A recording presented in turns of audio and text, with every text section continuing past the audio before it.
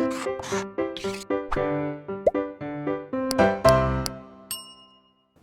Students, welcome back to blueprint digital. आज की इस वीडियो में हम ऊतक तंत्र यानी कि टिश्यू सिस्टम के बारे में पढ़ेंगे और इसमें हम मुख्यतः अधिचर्म और बाह्य त्वचीय ऊतक तंत्र यानी कि एपिडर्मल टिश्यू सिस्टम के बारे में पढ़ेंगे।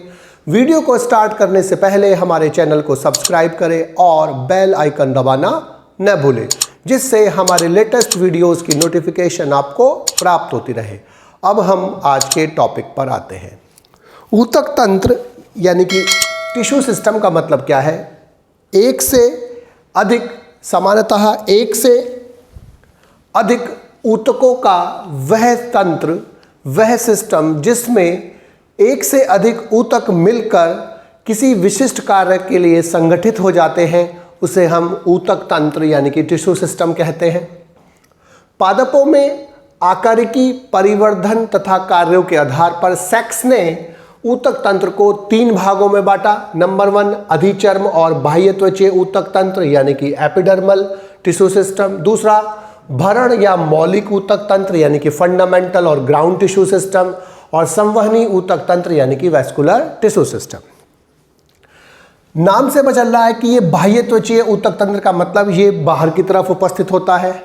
संवहन वैस्कुलर टिश्यू यानी कि संवहनी ऊतक तंत्र यहाँ पर जाइलम और फ्लोएम और वैस्कुलर बंडल्स के रूप में उपस्थित होता है। जाइलम फ्लोएम एक बंडल के रूप में होते हैं और इन दोनों के बीच में यानी कि बाह्य त्वचीय ऊतक यानी जो एपिडर्मिस इसका मेन पार्ट होता है उसके और इन सहवन बंडलों यानी कि संवहनी ऊतकों के बीच का जो टिश्यू होता है वो भरण या मौलिक ऊतक तंत्र कहलाता है। जो सबसे बाहर की तरफ होता है वो बाह्य त्वचीय ऊतक तंत्र कहलाता है। जो वैस्कुलर टिश्यू यानी कि जाइलम फ्लोएम यानी कि संवहन मंडल के रूप में होता है वो संवहनी ऊतक तंत्र यानी कि वैस्कुलर टिश्यू सिस्टम कहता है। और इन दोनों के बीच का जो ऊतक तंत्र होता है वो भरण और मौलिक ऊतक तंत्र कहलाता है। इस वीडियो में हम अधिचर्म और बाह्य त्वचीय ऊतक तंत्र के बारे में पढ़ेंगे। तो बाह्य त्वचीय ऊतक तंत्र पौधों का सबसे बाहरी आवरण होता है जिसका निर्माण शीर्षस्थ विभज्योतक की सबसे बाहरी परत से होता है। यानी कि ये किससे बनता है? शीर्षस्थ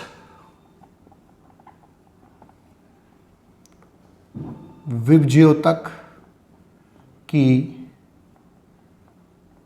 सबसे बाहरी परत से बनता है। तो इसका विकास शीर्षस्थ यानी कि एपिकल मेरिस्टेम की सबसे बाहरी परत से होता है, क्योंकि ये सबसे बाहर की तरफ उपस्थित होता है। इसका प्रमुख कार्य पादप अंगों का रक्षण करना है, अर्थात ये रक्षात्मक आवरण बनाता है और पौधों के अंगों की भागों की सुरक्षा इसका प्रमुख कार्य है। यह पादप ऊतकों को अत्यधिक वाष्पोत्सर्जन से बचाता है, अर्थात ये अत्यधिक वाष्पोत्सर्जन होने से रोकता है जिससे जल हानि नहीं होती है। इसके अलावा ये सूक्ष्म जीवों के लिए और प्रतिकूल वातावरण के लिए भी प्रतिरोधक की तरह काम करता है और ये पौधों को यांत्रिक आघातों से बचाता है। तो ये मेनली 4 प्रकार के कार्य करता है। एक तो सुरक्षा करता है, दूसरा अत्यधिक वाष्पोत्सर्जन ट्रांसपायरेशन से बचाता है, सूक्ष्म जीवों से बचाता है और प्रतिकूल पर्यावरण से पौधों की अंगों की रक्षा करता है और इसको यांत्रिक आघातों से बचाता है। इसके अंतर्गत 3 चीज़ें हमें पढ़नी है। बाह्य त्वचा यानी कि एपिडर्मिस, रंध्र स्टोमेटा और रोम और ट्राइकोम, इन 3 चीज़ों को हमें पढ़ना है। तो सबसे पहले हम अधिचर्म और एपिडर्मिस के बारे में पढ़ेंगे। बाह्य त्वचा का जो निर्माण होता है वो प्रायः मृदुतकी सेल से होता है, अर्थात ये पैरेन्काइमा सेल से बनी होती है एपिडर्मिस।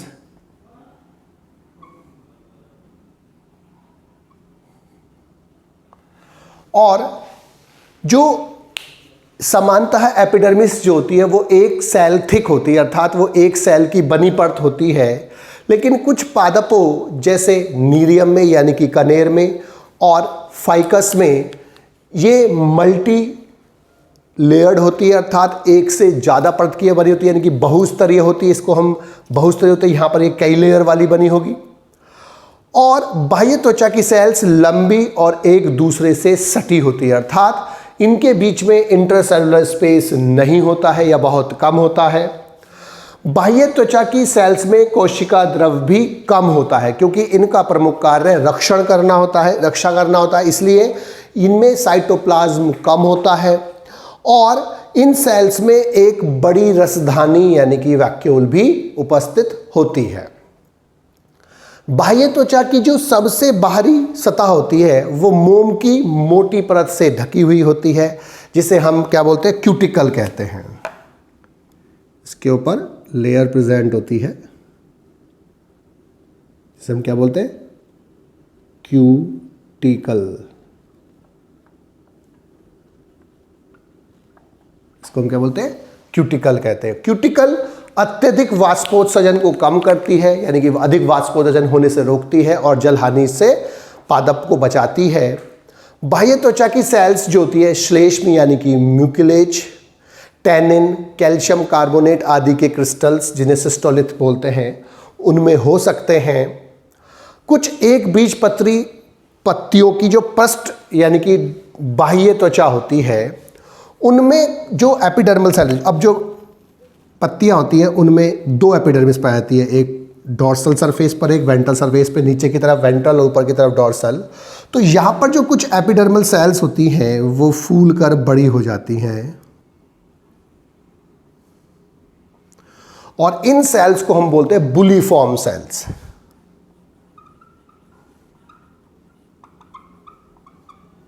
इन्हें मोटर सेल भी बोल देते हैं, बुलीफॉर्म सेल्स और मोटर सेल्स।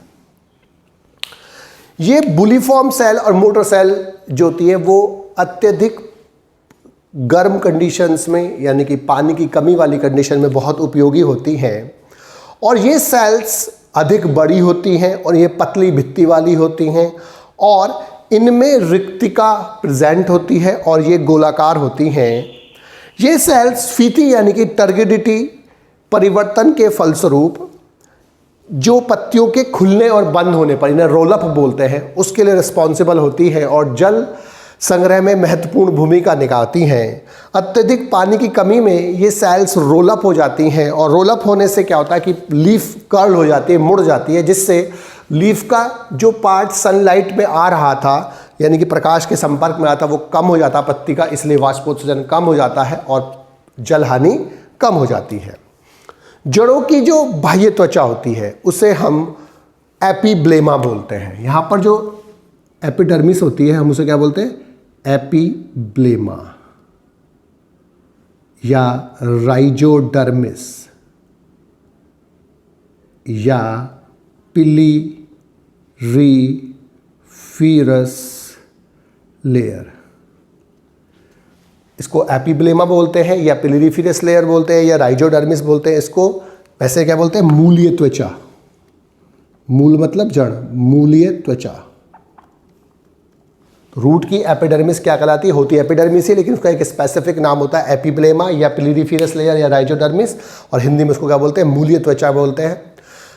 इसमें प्रायः एक कोशिकीय मूल रोम पाए जाते हैं। अगर ये रूट की एपिडर्मिस होती तो यहाँ पर एक सिंगल सेल्ड मूल रोम यानी कि रूट हेयर पाए जाते हैं। स्टेम के हेयर बहुकोश के मल्टीसेलुलर होते हैं, जबकि रूट हेयर हमेशा एक कोश के होते हैं। ये रूट में और स्टेम में अंतर भी होता है, जड़ और तने में अंतर होता है, और ये हमेशा यूनिसेलुलर होते हैं, ना कि कभी भी मल्टीसेलुलर। लेकिन स्टेम में अक्सर सामान्यतः प्रायः वो बहुकोश के होते हैं। इसके बाद जो रंध्र होते हैं, रंध्र स्टोमेटा जो होते हैं वो मुख्यतः पत्तियों की लोअर सरफेस पर पाए जाते हैं और अत्यधिक संख्या में पाए जाने वाली बाह्य त्वचा में पाए जाने वाले सूक्ष्म छिद्र होते हैं, पोर्स होते हैं, जिनका प्रमुख कार्य गैसों का विनिमय यानी कि गैसों का एक्सचेंज, गैसों का आदान प्रदान होता है। लेकिन इसके साथ साथ ये वाष्पोत्सर्जन में भी भाग लेती हैं। प्रत्येक रंध्र में दो वृक्काकार सेल्स होती हैं यानी कि दो किडनी शेप्ड सेल्स होती हैं।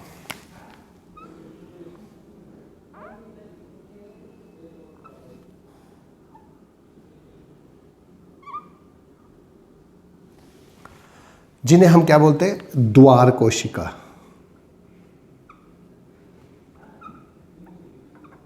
या गार्ड सेल कहते हैं। जो पोर होता है, ये पोर हो गया, छिद्र हो गया, इसके दोनों तरफ प्रेजेंट होती हैं गार्ड सेल्स।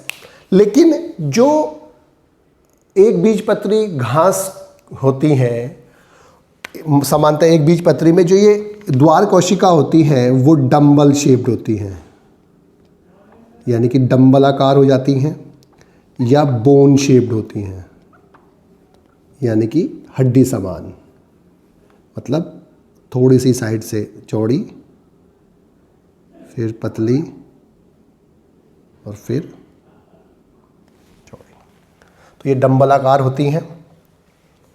इसके बाद जो गार्ड सेल्स होती है, जब ये टर्जिड होती है तो स्टोमेटा खुलते हैं, और जब ये फ्लैसिड होती है तो स्टोमेटा बंद हो जाते हैं। जब पानी अत्यधिक मात्रा में होता है उसे हम टर्जिड स्टेज बोलते हैं, जब पानी कम होता है तो हम उसे फ्लैसिड अवस्था बोलते हैं। अब जो द्वार कोशिकाएं हैं, इन द्वार कोशिकाओं की जो गार्ड सेल की बाह्य भित्ति होती है वो पतली होती है। जो बाहर वाली भित्ति होती है ये पतली होती है, और जो अंदर वाली होती है वो मोटी होती है। और इनके चारों तरफ कुछ विशेष सेल्स उपस्थित होती हैं,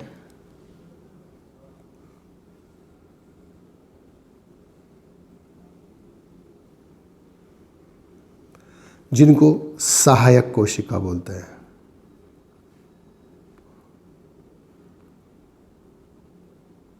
यानी कि एसेसरी सेल्स बोलते हैं।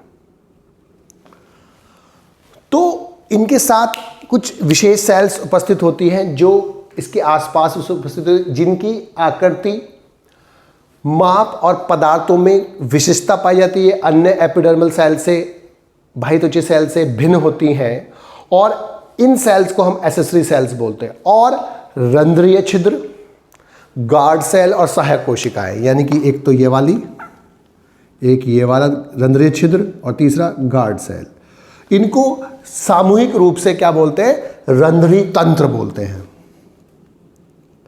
रंध्री तंत्र। तो रंध्री तंत्र का मतलब क्या है, रंध्र छिद्र प्लस द्वार सेल्स, गार्ड सेल्स, और प्लस सहायक कोशिकाएं।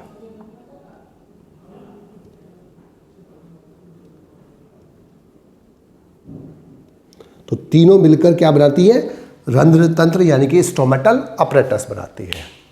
अब तीसरी स्ट्रक्चर जो हमें पढ़नी है वो है रोम, यानी कि ट्राइकोम। अधिकांश पौधों की बाह्य त्वचा पर कुछ उपांग पाए जाते हैं, हेयर समान संरचनाएं पाई जाती हैं, जिन्हें रोम अथवा ट्राइकोम कहते हैं। मूल यानी कि जड़ों में जो रोम होते हैं, हेयर होते हैं, वो सदैव एक कोशिकीय होते हैं, जबकि तनों में जो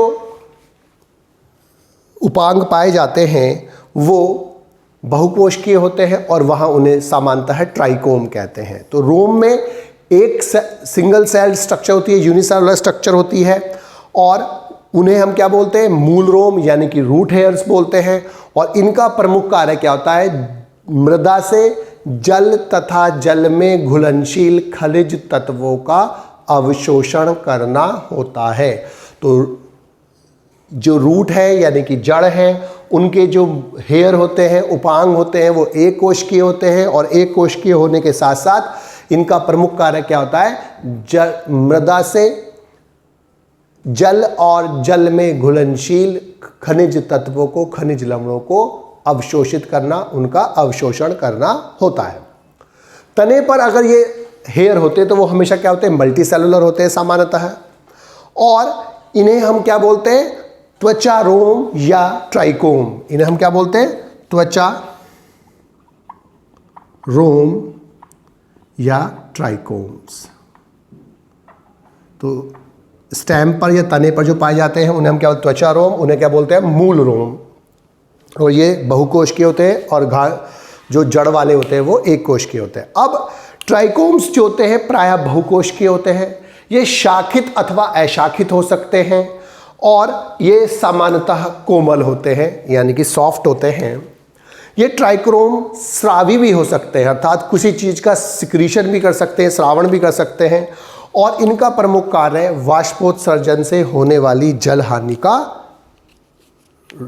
को रोकना होता है, जल हानि से ये बचाते हैं।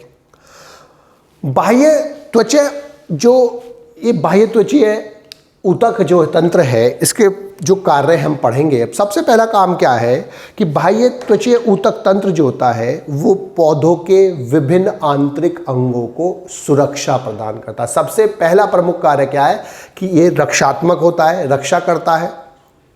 दूसरा, बाह्य त्वचा की जो क्यूटिकल प्रेजेंट होती है इसके ऊपर, वो वाष्पोत्सर्जन की जो दर है यानी कि ट्रांसपायरेशन का जो रेट है उसको कम करती है, और कम करने से जो पौधे की जल हानि होती है वो कम हो जाती है, अर्थात उसमें जल का जो लॉस हो रहा होता है वो कम हो जाता है। और ये मरुस्थलीय पादपों में बहुत ही उपयोगी विधि है, जिसके द्वारा पादप ऐसी कंडीशंस में सरवाइव कर पाता है जहां पहले से ही पानी कम है, क्योंकि अगर यहाँ पर क्यूटिकल ना होती तो जो पानी उसमें थोड़ा बहुत प्लांट्स को उपलब्ध हुआ है वो भी ट्रांसपायरेशन के थ्रू बाहर निकल जाता और प्लांट्स जो है पानी की कमी से मर जाता। तीसरा, जो बाह्य त्वचा में उपस्थित रंध्र होते हैं यानी कि जो स्टोमेटा होते हैं, उनका प्रमुख कार्य क्या है? गैसों का विनिमय करना, अर्थात CO2 और O2 मुख्यतः अंदर और बाहर ले जाना। इसके अलावा ट्रांसपायरेशन में भी हेल्प करते हैं। दिन के समय प्रकाश संश्लेषण 10 गुना होता है रेस्पिरेशन से, क्योंकि रेस्पिरेशन एक 24 घंटे चलने वाली प्रक्रिया होती है, जबकि प्रकाश संश्लेषण केवल दिन में होता है। प्रकाश संश्लेषण में ऑक्सीजन रिलीज की जाती है, निकाली जाती है, CO2 यूज की जाती है, जबकि श्वसन में इसका उल्टा होता है, रिवर्स होता है। CO2 इसमें निकाली जाती है और ऑक्सीजन यूज की जाती है। दिन के समय ऑक्सीजन 10 गुनी निकलती है और CO2 10 गुनी यूज होती है, इसीलिए श्वसन में निकली CO2 इस प्रकाश संश्लेषण में यूज हो जाती है। लेकिन चूंकि प्रकाश संश्लेषण बहुत ज़्यादा हो रहा होता है, इसलिए भी बाहर से CO2 लेनी पड़ती है, और इसीलिए दिन में CO2 अंदर ली जाती है और O2 बहुत ज़्यादा बनने के कारण O2 बाहर निकाली जाती है। लेकिन रात में प्रकाश संश्लेषण बंद हो जाता है, लेकिन श्वसन 24 घंटे चलता रहता है। इसके कारण रात में अब ऑक्सीजन का निकलना बंद हो जाता है, लेकिन ऑक्सीजन का यूज बरकरार रहता है। इसलिए अब यहाँ पर ऑक्सीजन बाहर से ली जाती है और CO2 बाहर निकाली जाती है। तो दिन के समय भी और रात के समय भी आवश्यकता अनुसार रंध्र जो होते हैं ऑक्सीजन और CO2 को अंदर बाहर करते हैं, अर्थात गैसों का विनिमय करते हैं, गैसों का आदान प्रदान करते हैं। जो ग्रंथिल ट्राइकोम्स होते हैं, यानी कि हमने पढ़ा था कि जो ट्राइकोम्स होते हैं वो ग्रंथिल भी हो सकते हैं, अर्थात ग्लैंडुलर भी हो सकते हैं। वो विभिन्न प्रकार के पदार्थ स्रावित कर सकते हैं और वो पौधों को पशुओं से और कीटों से सुरक्षा प्रदान करते हैं, अर्थात वो रेपेलेंट की तरह काम करते हैं और प्लांट्स की सुरक्षा हो जाती है, क्योंकि कीट और जो पशु होते हैं उसको उन स्रावी पदार्थों की इस वजह से नहीं खा पाते, उनमें कुछ टॉक्सिक सब्सटेंस होते हैं। इसके अलावा जड़ों में जो मूल रोम होते हैं वो मृदा से, जो मूल रोम यहाँ प्रेजेंट है वो मृदा से जल और जल में घुलनशील खनिज पदार्थों को अवशोषित करने में हेल्प करते हैं। इसके अलावा गड्ढों में धंसे हुए रंध्र, जब कभी रंध्र नीचे होते हैं, डीप सिटेड होते हैं, अंदर की तरफ प्रेजेंट होते हैं, इन्हें हम गड्ढों में उपस्थित रंध्र कहते हैं। इनको बोलते हैं हम संकन स्टोमेटा। तो इन्हें हम क्या बोलते हैं? संकन स्टोमेटा,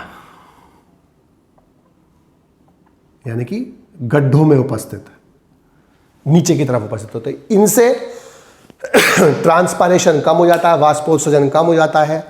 अगर ट्रांसपायरेशन जो रंध्र है उसके आसपास हेयर उपस्थित होते हैं, उनसे भी ट्रांसपायरेशन कम होता है।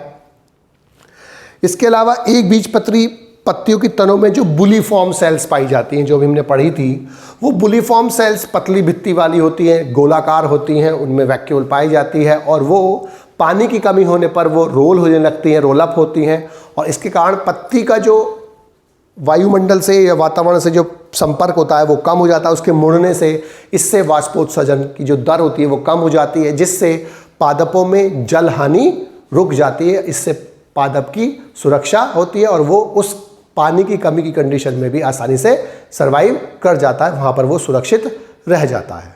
बच्चों, आज की इस वीडियो में बस हम इतना ही पढ़ेंगे।